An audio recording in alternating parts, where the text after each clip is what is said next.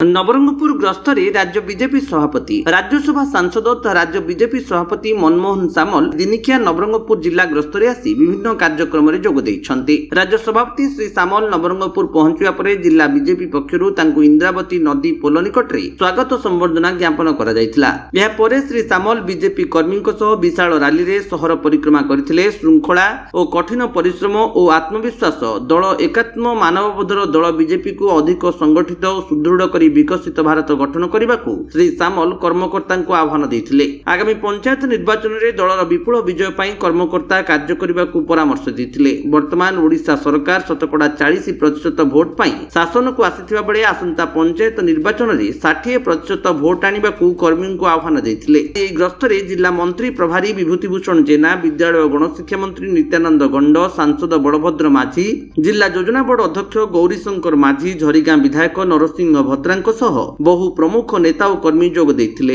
जिला बीजेपी सभापति कुंज बिहार दास अध्यक्षतार अनुष्ठित होइतिला। नवरंगपुर गगन गंतायत रिपोर्ट, विश्व विजयी न्यूज ओडिशा।